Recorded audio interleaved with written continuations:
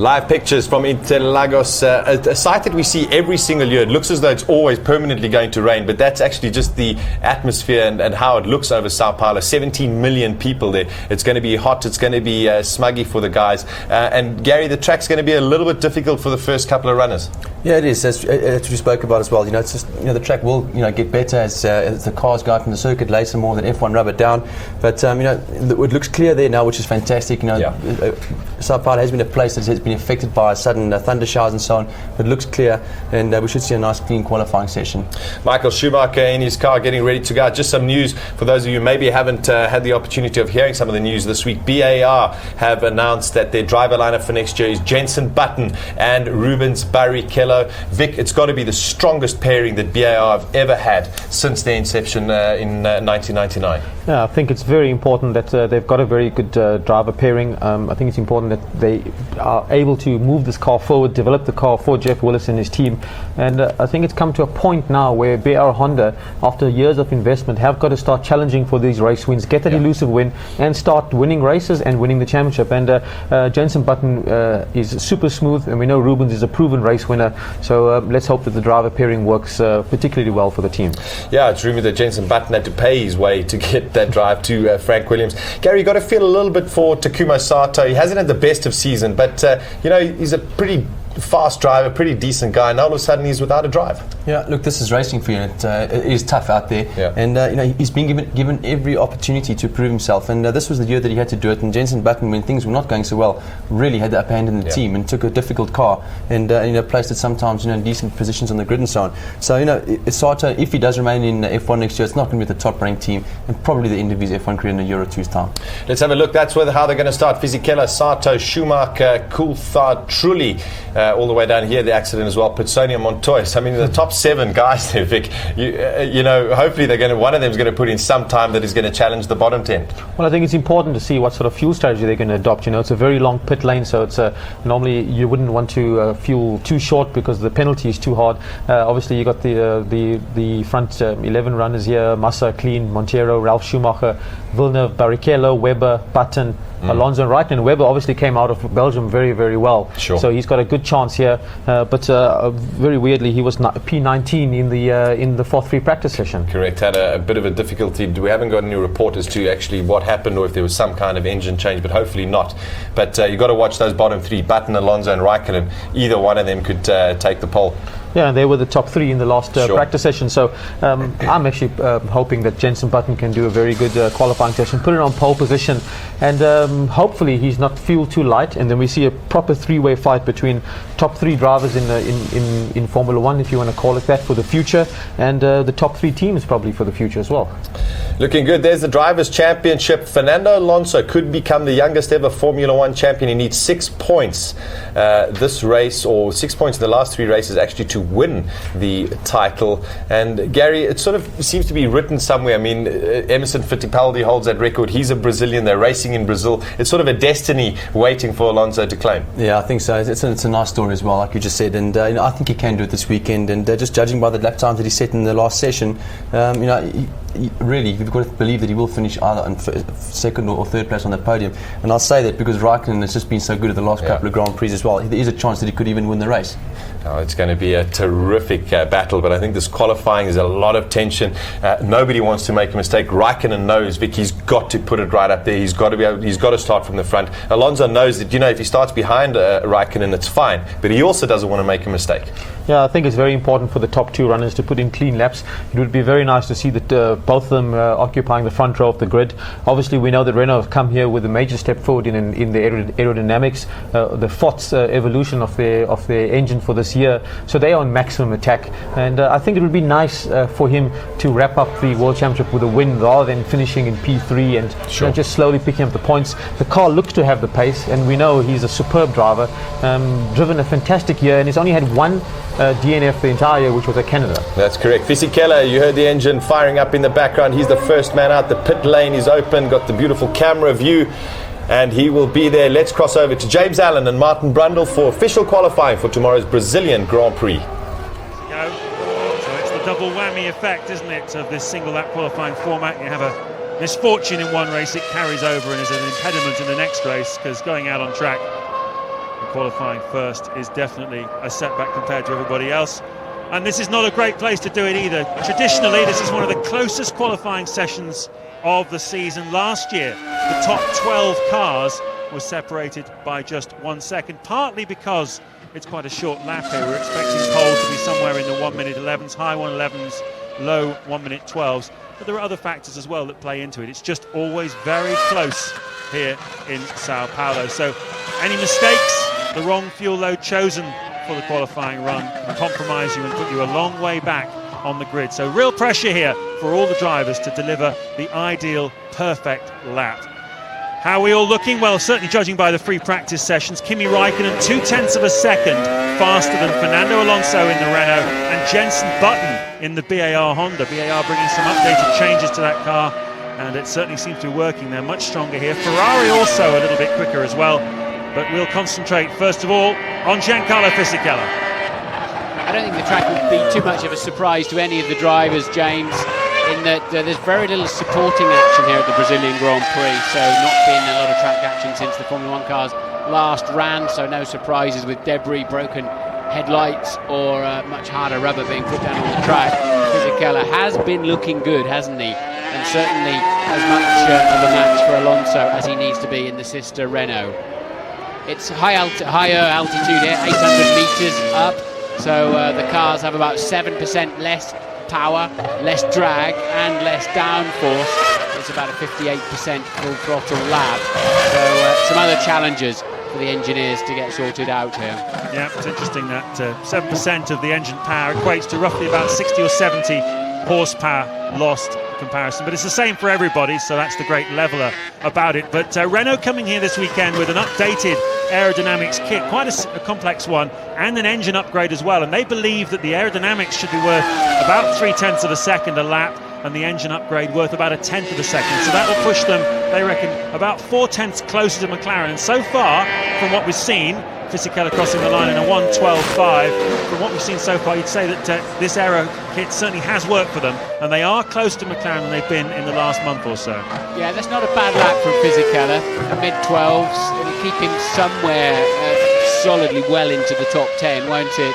And I thought he just got a little bit wide on one corner, but otherwise a very good lap from him. And he sets the benchmark then. Sato, who's had an engine change and will take a 10-place penalty as well for running into Michael Schumacher. We're expecting him just to coast straight into the pits. We think he's one stopping tomorrow afternoon with a lot of fuel on board.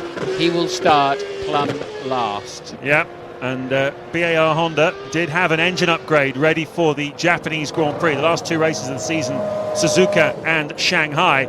And with this engine change that Sato's made, I'm told they've actually put the Suzuka engine into Sato's car, and that is a significant upgrade in comparison with the engine that Jenson Button's using. Ted Kravitz, what can you tell us? Yeah, just down at the park for mate Takuma Sato being wheeled in to be weighed, and Michael Schumacher getting a move on it because he's going to go out soon. But I just asked his engineer, Jock Clear, Sato's engineer, Jock Clear, as the benefit of not going out and qualifying. Not only the fuel, Martin, saving 3 laps on the fuel, as you said, but also it's tyre management. A lot of people have been suffering tyre graining here in Brazil, and BAR have found a way around it. They do one lap, like the one Takuma's just done, then they heat the tyre in the blankets overnight, and apparently that nicely primes it, beds it in for the race. So while people around him will have a graining in the early part of the race tomorrow, Taku will be flying. Well, that's the thought behind it anyway.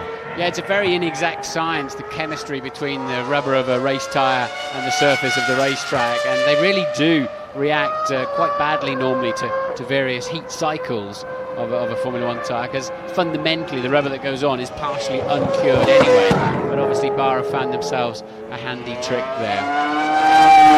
Well, talking about tyres and the way they interrelate with the road, Ferrari taking a little bit of a gamble here this weekend. They are quick, as I mentioned at the beginning, about 6 or 7 tenths off the pace so far, which is relatively good compared to how they've been through the month of August and early September. But part of the reason for that is they're gambling on the softer Bridgestone tyre here this weekend, and they're hoping that the track will rubber in over the course of today and tomorrow and come towards them. They suffered quite serious graining throughout the early part of free practice, but it's clearly the faster tyre for them. So a little bit of a gamble going on by Ferrari. Michael Schumacher then warming up for his flying lap. This is his 161st Grand Prix at the wheel of a Ferrari. 10 years now he has been a Ferrari driver. A lot of people wondering whether next year, his 11th, will be his last for Ferrari. Certainly Kimi Raikkonen rumoured to be on his way there. Who knows what Michael Schumacher will do, but certainly judging by the way he's attacking this race course, he's revelling in it.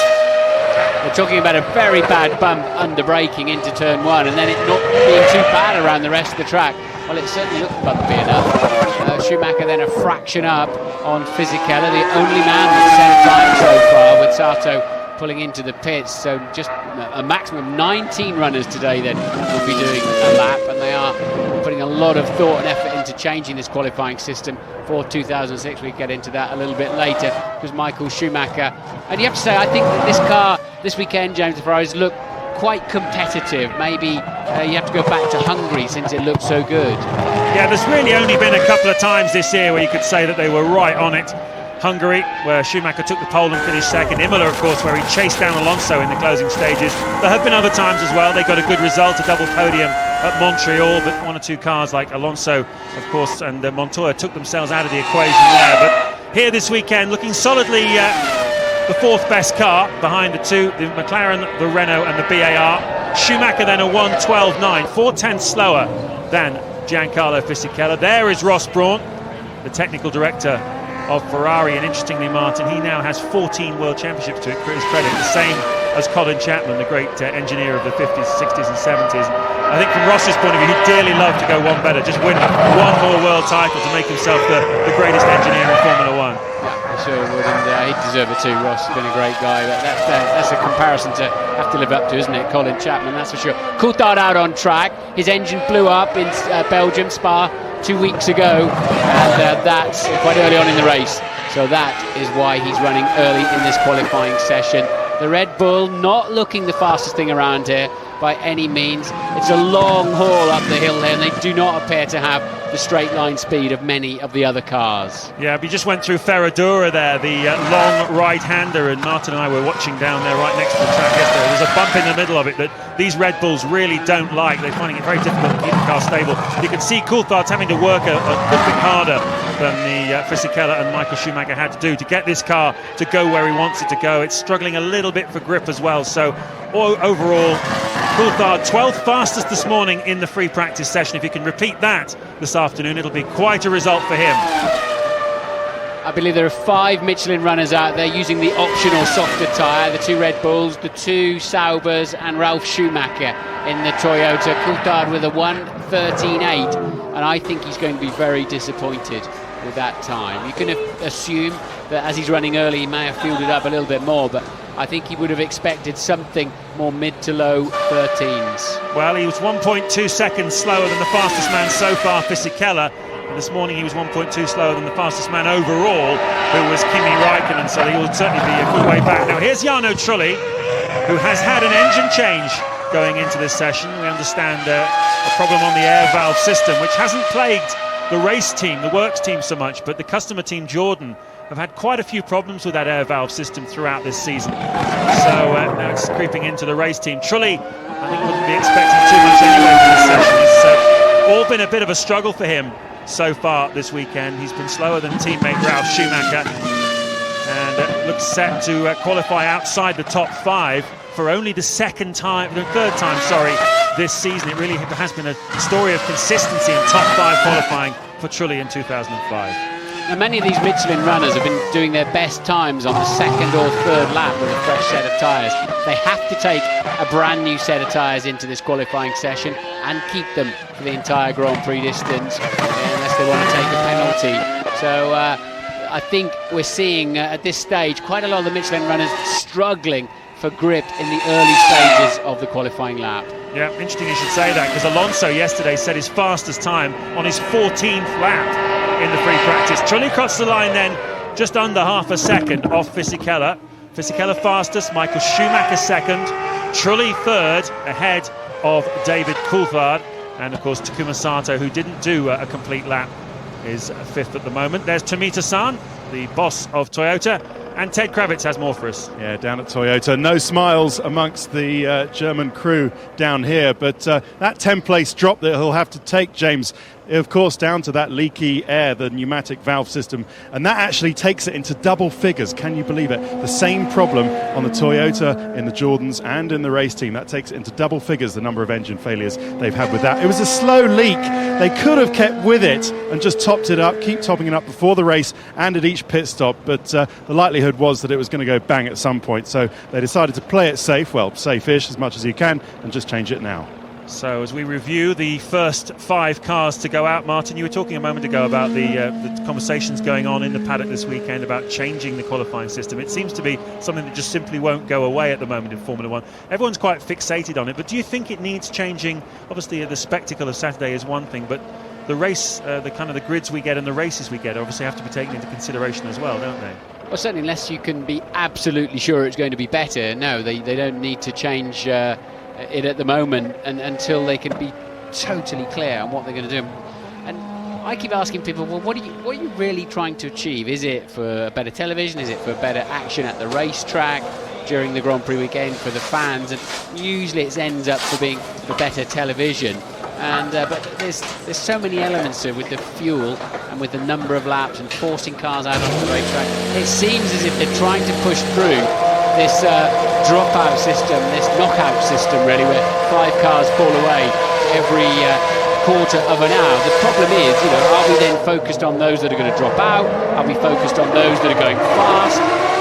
Are they going to run race fuel? So will we have this great unknown on Sunday? I have to say it's so difficult to get a consistent view from the paddock. The best clarity and ideas that I've heard is from the drivers, actually. They seem to have a good take on it. Whether they're expressing themselves well enough and getting the message across, I don't know, but the drivers do seem to have the best feel of what to do for the qualifying. Well, Fisichella is currently fastest. Let's hear from him now. He's with Louise.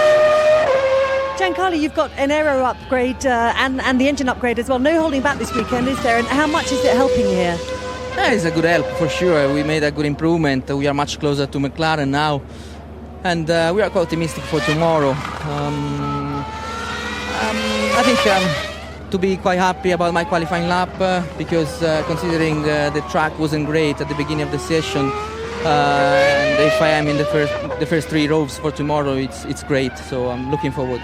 All eyes obviously towards the end of the session are going to be on your teammate Fernando and Kimi Raikkonen. How do you think Fernando's going to fare against Kimi? It's difficult. It's important for Fernando to be just close to him and make pressure tomorrow in the race and just score the 3rd position, and he's the champion, so it's going to be easy for him. On board with Pizzonia down into turn 1, try and hook the curb up on the inside, did not take enough of it, which puts you out of line for 2, and you can't get on the throttle early enough. It's extremely dirty on the outside of the track in turn 3 there, which I think will be a great challenge for tomorrow at the start of the Grand Prix. Anybody out there is going to end up flying off the road, so there really is only one line in some of these areas. And slightly uphill then towards turn 6, nasty bump on the way in. You must touch the white line at the top of the hill. It's unsighted and you'll just tend to understeer right off the racetrack if you don't do that. Then the terribly painfully slow middle sector where you just cannot get the nose, the front end, to bite how you want it. Corners of this racetrack have wonderful names. Pizzonia there is in the Bico de Pato, coming down towards Mergulo, and then the Young Cow before climbing back up the hill. Ferradura, the Horseshoe, one of the earlier corners on the lap as well. I do like a racetrack that's got good names for its corners. Bit of a campaign going to get Turn 8 in Turkey to have a proper name instead of just Turn 8 because it's such a hit with everyone in Formula 1. Here comes Pizzonia then, standing in again for Heidfeld, goes 4th between Trulli and Coulthard. Not sure whether we'll see him again in Suzuka in a couple of weeks' time and in Shanghai after that, or whether we might even see young Nico Rosberg in the car. There is an opportunity obviously for Williams to try some people out.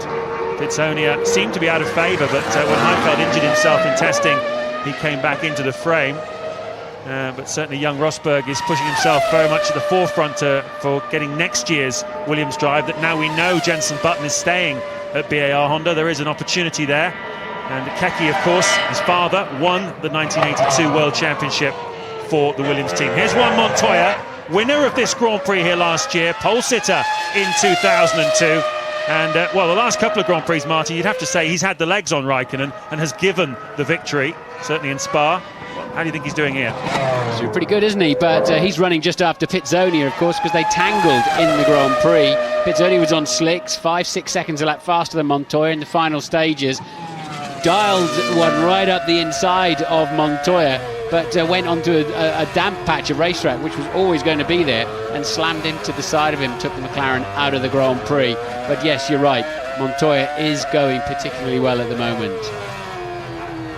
Riding on board with him then. Tell you what was surprising, just watching him walk through the paddock, and he's always at large, isn't he, in the paddock, Montoya? He had an ice pack on his shoulder, so he's still hurting from that incident earlier in the year. 4/10 up then. This is the kind of pace we're expecting. Low 1 minute 12s, or even somebody, he's on the grass almost there. That's amazing. Or even a late 9. Here comes Montoya then, and a late 11, I should have said. A 1:12.1. That'll put him definitely in the top 4.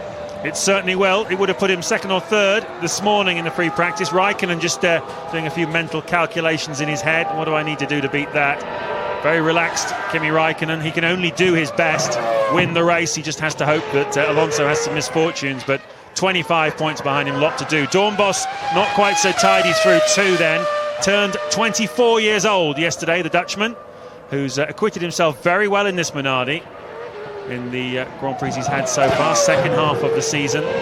And he's one of a number of drivers hoping that the door of Formula One will not close in his face at the end of this season. Obviously the news that Minardi has been bought by the Red Bull company means that the young Red Bull supported drivers will be the ones racing next year, and Dornbos has to find somewhere else to go. Looking at the cars in the scrutineering queue, and they're amazingly opened for inspection on a Thursday. Some lovely aero detail on that Minardi, and they've got a lot of new pieces here this weekend, but it's as with all of the cars. And he's well out of shape in Mergulo, lost it on the way in, and got a bit of a tank slapper on and could not scoop it up in time.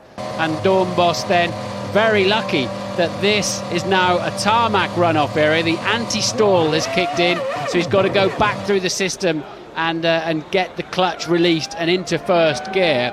And look, he has a wobble on the way and he corrects it. That puts him onto the dirty area of the racetrack, and we're talking half a car's width that I was mentioning earlier on, and there is no grip out there whatsoever.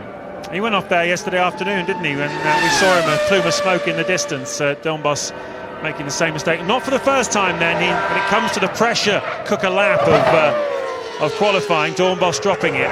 It's happened before, and it's happened here in Brazil. Here is his teammate, Christian Albers, 3-2 up on him in qualifying during their brief spell together as teammates. And he will have learned, I'm sure, from what's happened to Dornbos. Make sure it doesn't happen to him as well. Into late descent corner then, 80 miles an hour on the apex, 2-parter 4 and 5, heading up towards Ferradura, taking 120 miles an hour into the apex.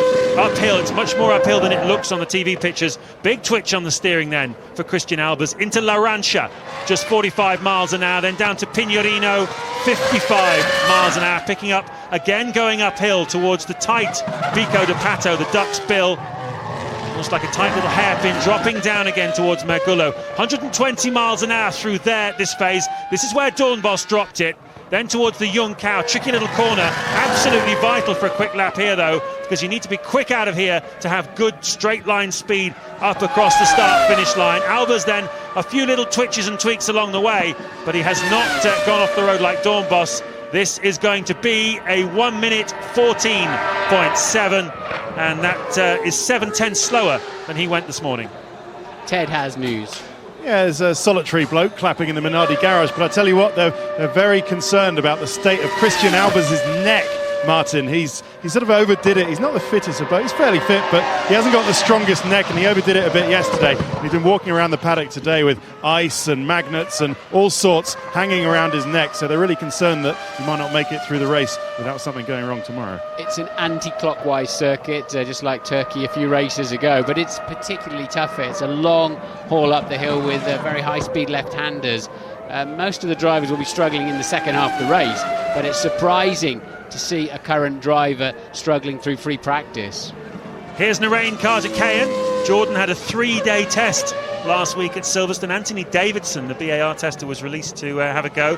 He's hoping to race for them next year. I understand he went reasonably well in the car.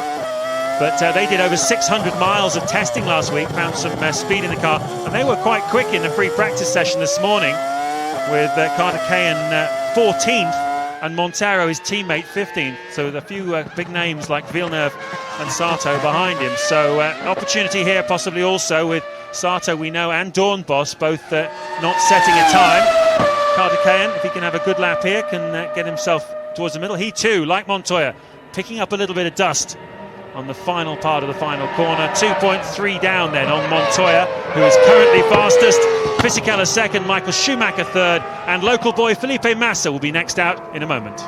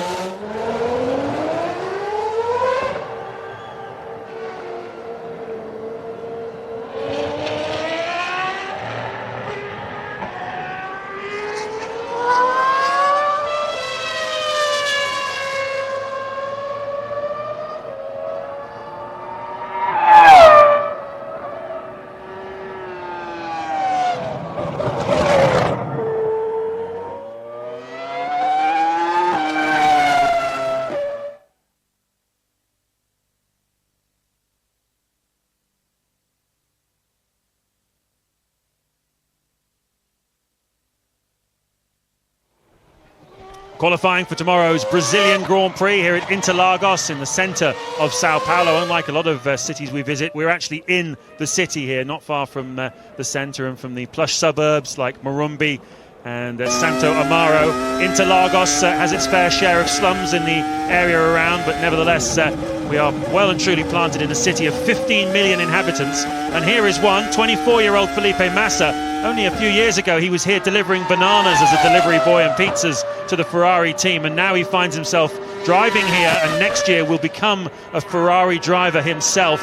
Qualified fourth here last year for the Grand Prix, his best qualifying performance in Formula One.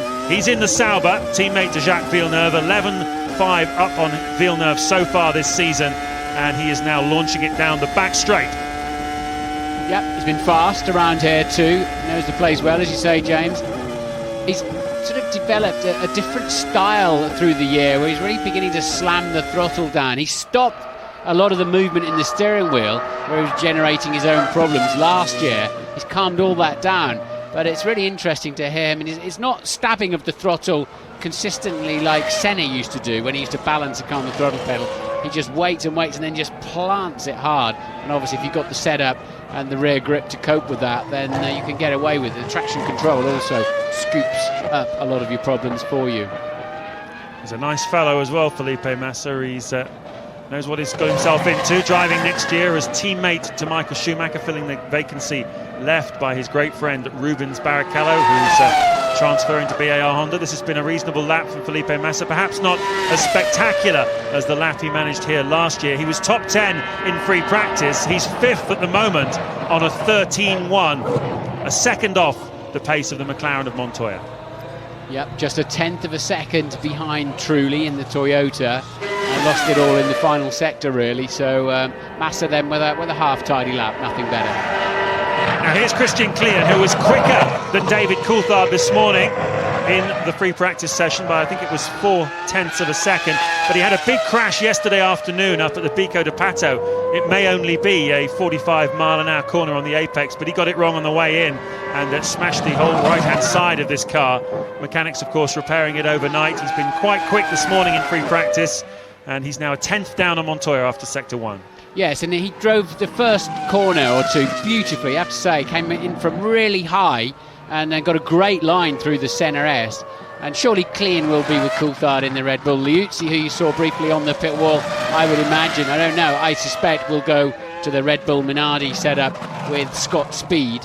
But Klein, I think, has probably done enough to get himself up in the main team. It's very interesting you say that, because I heard this morning another school of thought, which is that they're thinking because Klein's got so much more experience than Liuzzi, they would have him leading the Minardi junior team with speed and have Liuzzi shadowing and learning from Coulthard. So definitely two ways of cutting it, but you're closer to them than I am, so you're probably right. I don't know what they're going to do.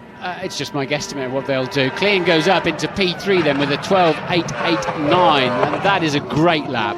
A truly great lap. Got himself ahead of Michael Schumacher in Jarno Trulli, Massa too, and I think that's probably Klein's best qualifying lap ever in Formula One in terms of outright performance. Neat, tidy, and really pushed the limits. And a small matter of a second faster than teammate David Coulthard. Here's Thiago Montero. Look at the dust on the racetrack. You can see that, how much dirt there is kicked up behind him on the main straight there. One or two drivers have been off in the final corner. Montero, his mother is Brazilian, so he feels very much at home here, a Portuguese national. Going tomorrow for a record, we call the record of Michael Schumacher, 17 consecutive finishes in Formula One. And of course he has the opportunity, he's able to do that, of breaking that record in the final 2 Grand Prix of the season. It's been a reasonable year for Thiago Montero. He's done, as he feels, everything he reasonably can do. Had a fantastic drive last time out at Spa in Belgium to get a point against all the bigger teams. And what do you think, Martin? Do you think he's earned his place in Formula One? Well, he's had, this finishing record and all. He's been involved in a lot of incidents, hasn't he, with other drivers? Jarno Trulli in Spa, of course, Montoya in Turkey. And I was reading that he's had a lot of attention from other teams, and that surprised me, to be honest. He hasn't really stood out for me particularly, other than his sort of consistency in getting the thing to the end. Well, he lives in London, his girlfriend is English, and so he does live over there in Notting Hill, I understand. A very cosmopolitan life too. There he goes, 7th, just behind Massa, ahead of Pitsonia, Coulthard, Carter Kane and Albers, and that is a pretty competitive time from Thiago Montero. 1.4 ahead of his teammate too, so in fact I'd say that's a great lap time. That's tremendous, in fact. So getting himself ahead of Williams and Pitsonia, that is a surprise. Well, here's Ralf Schumacher, teammate Jarno Trulli on a 1:13.041, is currently 5th fastest. Ralf, though, has had the legs over Jarno. I certainly can't say that about most of this season. He's 14.1 down to Trulli qualifying, but he has a chance here, I think, to make that 14.2. He's just 3.5 tenths slower than Montoya in sector 1. The Toyota looks better out on the track than it does against the stopwatch. We were thinking yesterday it looked pretty well bolted to the track, but stopwatch says different, and they have been struggling a little bit to find grip. It's been a problem for this Toyota throughout the season. They've been to quite a few tracks where they just cannot get the grip that they need. In other departments, it's been a pretty good season for Toyota. And let's not forget, Martin, they are only 10 points behind Ferrari, with 3 Grand Prix to go at the end of the season. They could finish 3rd in the World Championship if they have a strong run. Yes, and you're right, it did look great out to us in the high-speed corners, but as ever, it just reminds you that the small corners, the slow corners are the hardest. You spend so much more time as a percentage of that in that corner, in those slower corners.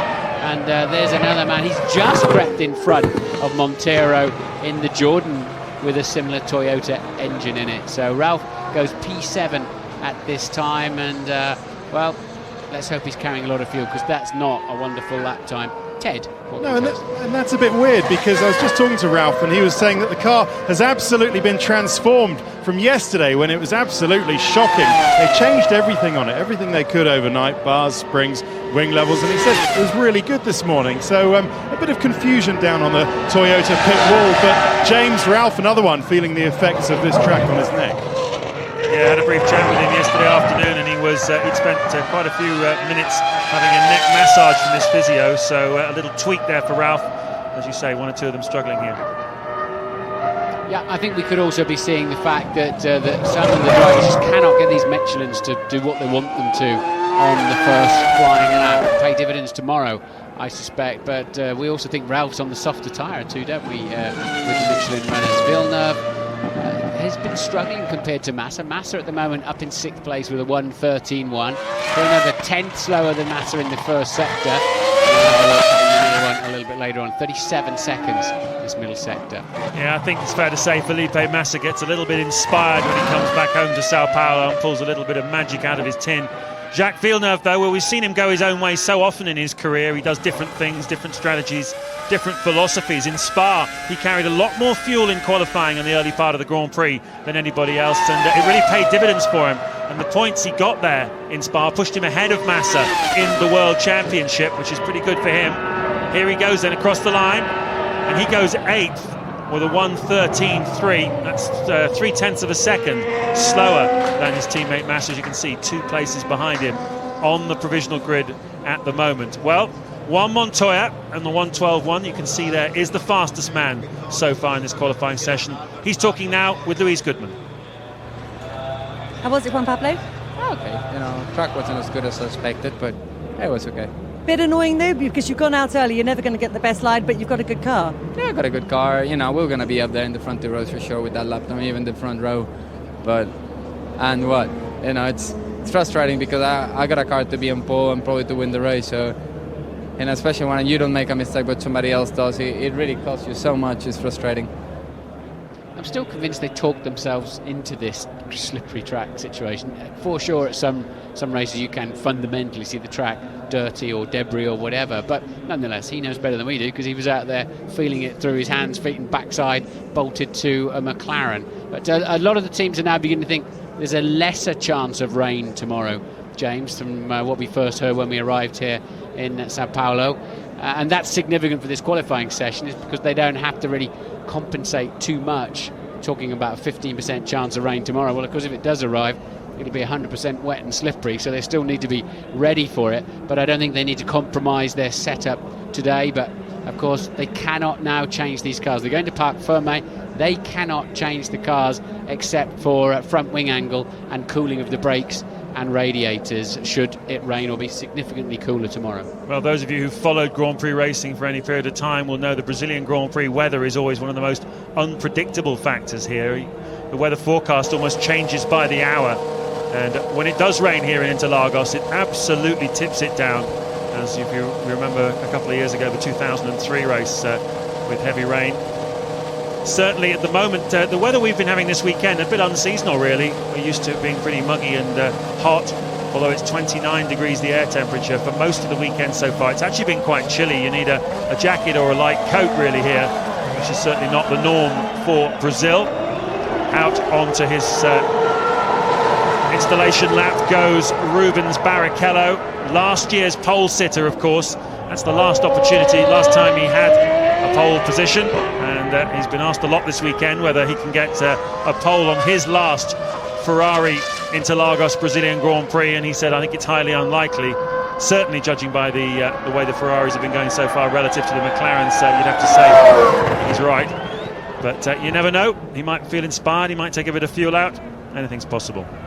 quite impressed with whoever's controlling that camera in the pit lane and turning it and following the cars. That's a good shot, that, isn't it? As the drivers still on the still limited, of course, to just 50 miles an hour as they exit the pits. And there's a long run to the racetrack, and that's interesting. You've seen the drivers having to really attack the out part of the pit lane, which is quite slippery and tricky. Well, he's been faster than teammate Michael Schumacher in every session so far this weekend, and we've seen it before that Rubens shades the great man here in Interlagos. There is obviously something about the home and the track. Rubens has lived here on and off for all of his life. He based himself in Cambridge when he first moved over to race in Europe in Formula 3 and Formula Vauxhall. He's had a spell in Monaco as well, but his family is where his heart is. His wife Silvana and his two sons Eduardo and Fernando both live here in Sao Paulo, and Rubens attacks his final qualifying lap at the wheel of a Ferrari in Brazil. He's been so unlucky, hasn't he? And he tries so hard. I remember when I was his teammate at Jordan, he was mighty fast around this place. He really does step up a gear for the locals. He said, I look in the grandstands and I see people I know, because he lived around this area. He says he wants to move back here when he stops driving, which kind of surprises me a little bit, but it is his hometown after all. Fully locked up then, and that'll cost him a lot of time. Yeah, mistake for Rubens Barrichello, and it may not look like much, but it's probably a couple of tenths of a second gone in literally the blink of an eye, and always the temptation then, once that mistake has been made, for them to try and chase the time and find it somewhere else, but you can't make a car do something it doesn't want to do. Out of the Junção corner, picking the speed up, 160 miles an hour at this point, 170 as he runs wide to the white line, building up to around 200 miles an hour as they go across the start-finish line. Rubens Barrichello a second slower than Juan Montoya, and that's a regretful look by Ross Brawn. He knows where the time went. There it goes. He's turning left in a right-hander just to stop the back end of the car from swapping ends there. Barrichello, not even the fastest Brazilian. Massa just ahead of him, more or less same lap time, but fractionally ahead in a current 6th place. Barrichello will be disappointed. Well, we're looking at Mark Webber, but I tell you who's done a great job, apart from Christian Klein, who is currently 3rd, which is an absolutely epic performance by him. Jarno Trulli, who had a difficult practice session, has had an engine change, is 5th at the moment. He's going to make that 15th, of course, with that engine penalty, a 10-place drop. But there's a few people out there, Massa as well, who have done a stunning job here this afternoon. Here's a man who normally gets it right on Saturday afternoons, Mark Webber, running this late because he had that terrific performance in Belgium 2 weeks ago where he finished 4th, and I think that's relieved a little bit of the pressure which has been building on Webber, both within the Williams team and in Formula 1 in general. A little bit of disappointment really at his performance so far this season. Williams haven't really given him the car, but he has also not really done what people thought he was going to do. Very slow in free practice, almost as if he was getting ready to one-stop the car. His first sector, not great by any means. The middle part of the lap, he was on and off the throttle a lot, trying to find enough purchase with the rear tyres. He's already a second adrift. That's going to put him into the 113s, so the back end of the top 10 at this time. Webber really not showing us the kind of pace he has in single lap qualifying earlier in the year. True, but he does seem, as you say, the fuel is the issue really. 1.3 down at the end and 11th on the grid, but he has carried fuel recently in a few races, and it has worked for him a little occasionally. Certainly other places like Monza, he had a quick car, put fuel in it thinking he'd be up the front with a good strategy, and found himself 14th because everybody else did a really good job. So you can get caught out by carrying the fuel. Webber currently 11th. Now here's a man who has a chance of getting himself on the front of the grid. Jenson Button, who is literally a man released. He no longer has the Williams contract. He's bought himself out of it with his own money. Some people talking as much as 15 or 18 million pounds to buy himself out of that contract.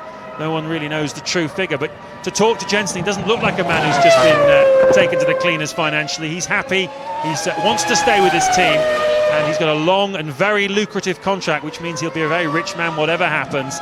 And certainly going into this weekend, he had a lightness about him. He's been attacking this racetrack. The car has been improved with their 13th different front wing of the season, and this is a car which can challenge this weekend.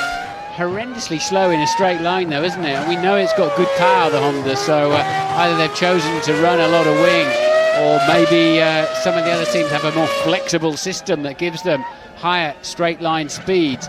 But he's way down, he's 10 kilometres per hour down at both of the sector, the timing beams so far, the speed beams.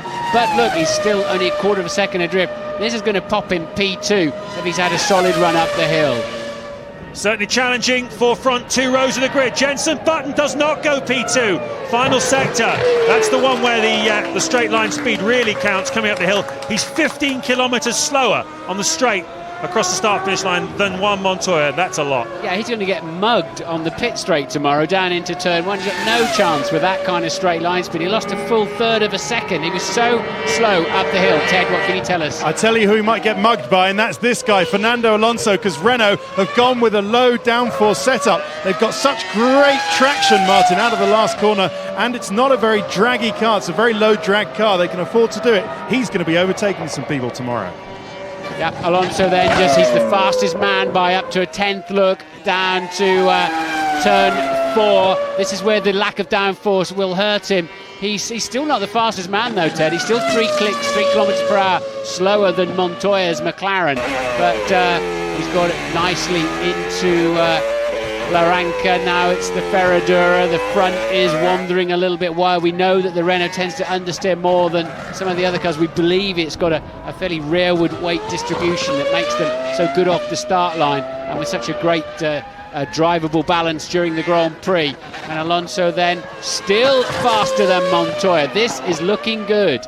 Yeah, this is the updated Renault. Hats off to everybody back at Enstone. They've kept pushing on the development, and this car is getting closer to the McLaren as the season finishes. Alonso is a day away from his date from destiny. He goes fastest, and Flavio Briatore likes that. Alonso has delivered again. He's the first man to break out of the 12s and into the 1-minute 11s. We would expect Kimi Räikkönen to be challenging for that, but let's not forget Alonso tomorrow, hoping to become the youngest ever Formula One world champion at the age of 24 years and 58 days, a year younger than Emerson Fittipaldi, the great Brazilian. Only this man can delay that. Räikkönen's made a terrible mistake though into one, pushing too hard. He's lost a lot of time, and that could well hand pole position to Fernando Alonso for the Brazilian Grand Prix. Räikkönen has made a mistake.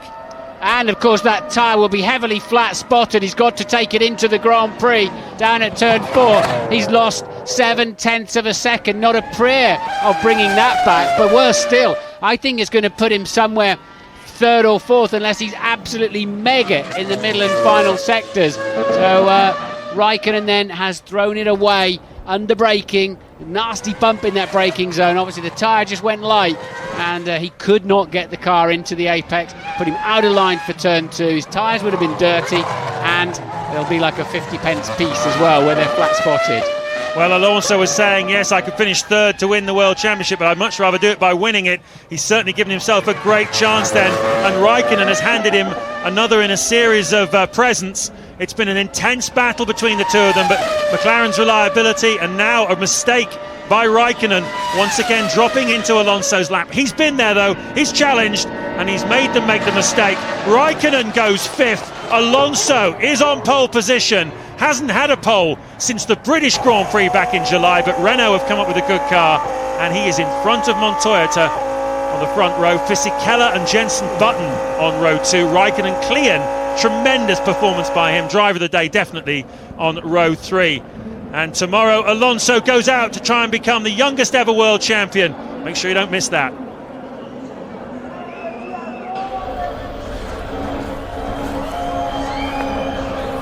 Well, we mentioned it right at the beginning of the show. You don't want to make a mistake, Gary. It came down there. Alonso put in the lap. He got the provisional pole ahead of Montoya and basically put the pressure on Räikkönen. Räikkönen cracked. Yeah, I think so, yeah. The team would have known, McLaren certainly, just what kind of lap Montoya had, seen Alonso's lap, and I think the pressure was on there. He knew what he needed to do and basically overcooked it at the first corner, just trying too hard. And that just could be the end of the deal for him. Could well be the end of the championship for Kimi Räikkönen. Let's go through some of the other laps.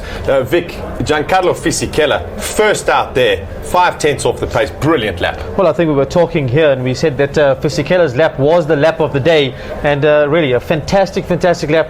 we must say that Renault has done a major aerodynamic update, a major engine update, and it's fantastic to see the World Championship leader in P1 and his teammate in P3. Maybe Renault do have a chance for the Constructors' Championship. Well, it's terrific. Going to put Juan Pablo Montoya in a bit of a situation tomorrow. Gary, what does he do? He's got to try and help Raikkonen, but he now basically says, well, listen, you botched it up. I'm going to go for the race. Well, basically, that's right. You're on your own, and if he can get out there and take the fight to Alonso, he's going to just basically race Alonso and see what he can do with him. And if it so happens that it pans out that Raikkonen can get past, has a faster car in the race for whatever reason, we might see a different tactic come into play. But Alonso's done exactly what he needed to do: put the car in pole position. There's nothing more. Just go out there, win the race. He seals the deal, and as a winner as well. Pretty decent lap from Michael Schumacher as well. We're not too sure of fuel loads or whatever, but a pretty tidy lap from the 7 times champion. Yeah, I think so. But if you looked at the way he drove the car, you could see he was extracting the maximum out of it. As we see Flavio Briatore a little bit happy. He's happy. I think it was a more psychological thing against Ron Dennis and the McLaren team. They've come over so many races where McLaren has been the faster car, and they've done a fantastic job. But yeah, Michael Schumacher did a good lap. I'm not so sure how the car's going to last over a race pace. So reasonable. Just a bit sad for Rubens. I thought Rubens was on pace all weekend, but didn't quite match Michael Schumacher. Well, the problem is Gary, I mean, he got it wrong at Pinheirinho sort of S-bend, and if you get it wrong there, it's just going to cost you so much time. Yeah, it does, because basically you've got to have each a corner done right. It's a whole sequence of corners, and if you don't get the first one right, or you mess one up along the way, it upsets the car and your lap for the next 2 or 3 corners after that. Notable mention, Christian Klein. What a lap from the Red Bull Racing driver. I think he's starting in 6th position or 8th position. Brilliant lap. Yeah, also one of the laps of the day. I think there's 3 people we've got to say is Giancarlo Fisichella, Christian Klein and Thiago Monteiro. Probably the 3 best laps of the day. Yeah. And really, I think you got to say Christian Klein did a fantastic job. And Monteiro. I think the issue really is how much of fuel have they got. Yeah. But it's so nice for them in the sense that they've done that they've done this for their teams. And who said that Red Bull Racing hasn't developed the car over the course of a season? It's just terrific stuff to do. Nail-biting stuff. It came down to those top 3 guys. Jenson Button just lacking a little bit of that straight line speed. Not too sure exactly what the problem is with the BAR Honda. So we're seeing Trulli also with a great lap, but expected a little bit more from Jenson. At least pushing the likes of Montoya's lap time. Yeah, that's right. The lap is very, very smooth from Jenson, and it's a balancing act qualifying. You don't want to push too hard. You've got a good car, and sometimes maybe just don't extricate everything that you've got out of that car. And like I said, Jenson always looks smooth, but perhaps a little bit conservative today. It's a fascinating circuit tomorrow. It's all to play for. You've got Alonso versus Montoya in the front row of the grid. Montoya basically knows he can go for it. Alonso's not going to make any stupid mistakes. Montoya's going, hey, I can take this easily. Yeah. I think the pressure will come from Montoya there. But the only way to approach it from Alonso's point of view is to just take it as another race. The championships are on the line, but when you back out of things, or perhaps faced with not the most sort of not a confident manner, that's when you have the accident. So he's just got to go for it, and it'll all work out fine. Vic, last year Montoya won this race for BMW Williams. This year both Williams, I mean Webber just snatching a couple of hundredths of a second ahead of Antonio Pizzonia. Car just doesn't seem to be reacting very well. We're watching it on screen now. Yeah, I think the car's really not improved over the course of the year, and I think it's really dark times at the team at the moment. What are we going to see for this car for next year? I think Webber has to look forward to next year. Who's going to be his teammate? What sort of car? Is the engine going to be strong? So I think we have to just sort of reserve judgment on Williams as an organisation and Williams' car for the Formula One World Championship next year. But generally, Mark Webber is considered to be one of the better candidates in terms of one-lap qualifying, and Pizzonia really gave him a good run for his money when you consider Pizzonia went out so early in the qualifying session. Yeah, there was Robert Durnbos spinning. Unfortunately, didn't finish there, so he'll start at the back of the grid together with Takuma Sato, who takes all of those penalties. Ralf Schumacher not really doing the business, Gary, but Jarno Trulli putting in a good lap, but he's going to lose 10 places tomorrow. Yeah, unfortunately for him, it's the case. But once again, Trulli really really placing himself ahead of Ralf Schumacher and their team. We've seen Ralf battle all year, and this is really a year that was going to, I think, define Ralf Schumacher's long-term F1 career as well. he's probably the second highest-paid driver in F1, and to be honest with you, he hasn't really lived up to the kind of expectation that we thought he had. Well, it is his first season at Toyota, but you've got to believe that the Toyota hierarchy are sitting and saying, hey, for $25 million, we're expecting a lot more as opposed to the $8 million we're paying to Jarno Trulli. Well, that's right, and it gives Truly's management sort of something nice to work for next year, that's for sure. Some very good leverage. We're just waiting for the press conference for the top 3 for qualifying. Fernando Alonso tomorrow is destiny all ready for him. Then Juan Pablo Montoya for McLaren Mercedes, a great lap to finish second. And then my lap of the day, besides Alonso, I think it was a brilliant lap from Alonso, but Fisichella first out and puts it in P3. Fuel, we don't know. Well, I think importantly is that Fisichella has had a very rough year. He won the first race of the season, set a few lap records, but has had really bad luck in terms of the car, in terms of reliability, refueling issues. And it would be really nice to see him have a very strong race for a change, give Alonso the support that he needs, let him win the championship and score points. Let's go to the drivers' interviews.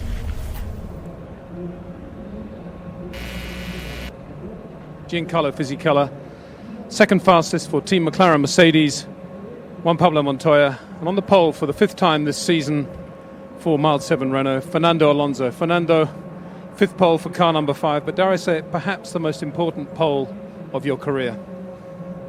Well, I don't know. I think tomorrow we have to finish the job. I think we did a good weekend so far, but this is only the start of tomorrow, and I think still 71 laps to go. Very important laps for me, obviously, for the championship position, but at the end we do our best. Sometimes we'll be okay, sometimes not. Hopefully tomorrow we'll be okay.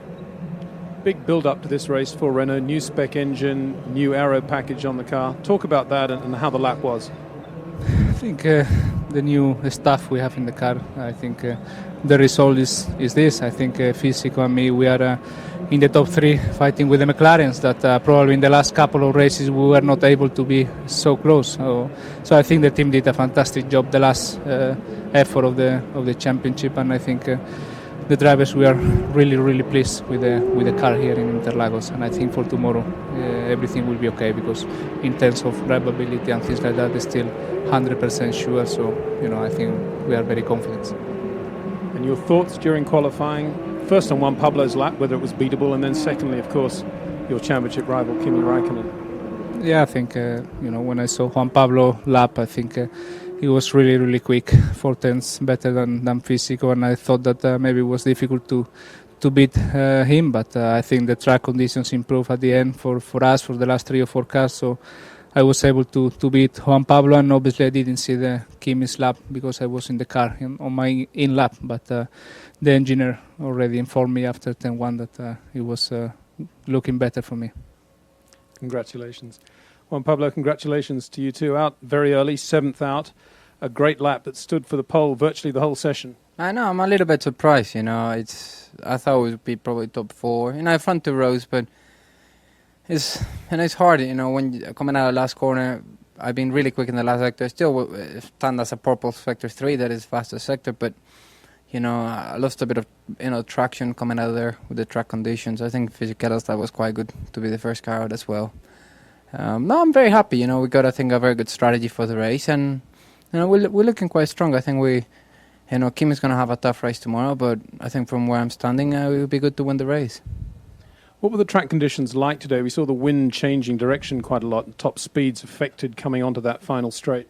It's fine. My car has been working really good, very stable. I think I'm very happy because my setup was really focused for the race, and I had quite a bit of understeering qualifying, so it should be really strong.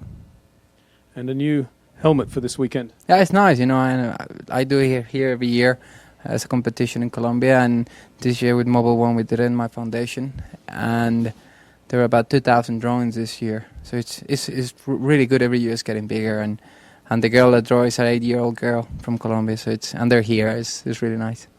Congratulations to you. And Giancarlo out first, and here you are, top 3 in qualifying. A fantastic performance. Yeah, it's great. I'm really surprising about that.